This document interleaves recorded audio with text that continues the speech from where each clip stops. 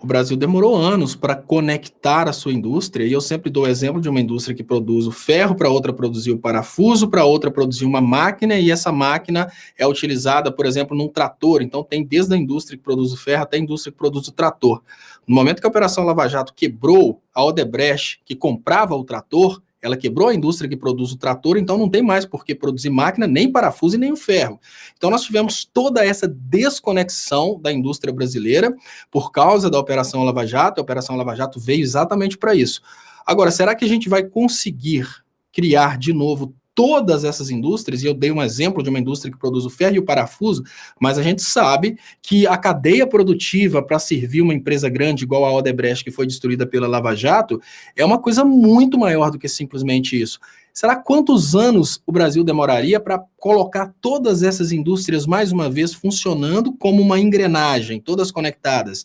Muitos anos. A gente sabe que não é tão fácil assim. Porque o cara que trabalhava dentro de uma indústria fazendo uma determinada função, agora ele já voltou, por exemplo, lá para o Nordeste, está fazendo uma coisa completamente diferente, está tudo desconectado, desde a mão de obra até as empresas, a logística. Afinal de contas, os caminhoneiros foram considerados aí como pessoas improdutivas que compraram caminhão demais, porque o PT financiou caminhão demais, na hora que a indústria estava bombando.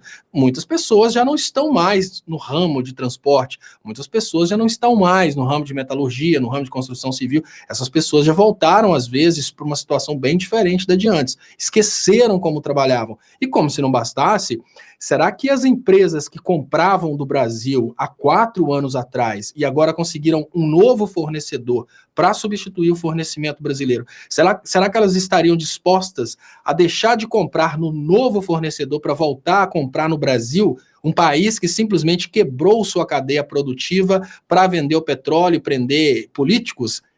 Se eu fosse dono de uma empresa, por exemplo, da Alemanha, que comprasse parafusos de uma empresa brasileira, essa empresa brasileira quebrou por causa de um movimento político igual a Lava Jato, se essa empresa voltasse a produzir, eu não comprometeria a segurança da minha empresa comprando desse país novamente, porque isso pode voltar a acontecer. Então, o que eu consigo ver hoje é um Brasil que não tem credibilidade internacional em termos de governo, em termos de produção, porque infelizmente o governo pode quebrar a produção interna. Então, eu não tenho a menor expectativa que em vida eu consiga ver o Brasil de 2014 de volta. Eu não tenho. Eu sou muito derrotista nesse ponto, porque eu sou muito realista. Eu não tenho esperança de ver o Brasil, durante o meu tempo de vida, com as condições de desemprego, as condições de PIB, as condições de crescimento que ele tinha em 2014, principalmente no que diz respeito à desigualdade social. Eu não duvido que esse novo Brasil consiga ter um aumento no PIB, mas esse PIB vai para 1% da população. Que ele consiga aumentar o PIB por causa da produção rural, que ele consiga aumentar o PIB por causa da produção de minerais. Agora, se algum entre nós tiver condição aí de comprar um latifúndio para produzir, para ser um empreendedor dos negócios rurais, ou então tiver condições aí de montar uma empresa para concorrer com a Vale, que faça isso. É o futuro do Brasil. Mas para a maioria do povo, que são pessoas que trabalham, né, do batente, só tem que piorar, não tem nada para melhorar no Brasil. Eu não consigo ver um horizonte de melhora. E eu não consigo ver, no meu tempo de vida, o Brasil de 2014. E cada vez mais eu vejo esse Brasil mais distante, porque cada novo escândalo, cada nova empresa quebrada, cada aumento no desemprego, tudo isso que eu citei como problemas, desconexão industrial, perda de credibilidade, tudo isso vai só se agravando, vai chegando um ponto em que não teremos nenhum parceiro internacional comprando nossos produtos industrializados, a gente só vende matéria-prima para fora. É exatamente isso que o Brasil foi negociar na Europa.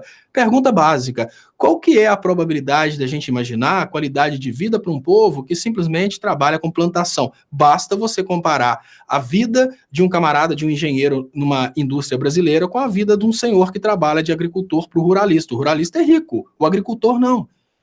O destino da maioria do povo brasileiro é, no máximo, trabalhar de agricultor. Não ser o ruralista, trabalhar de agricultor.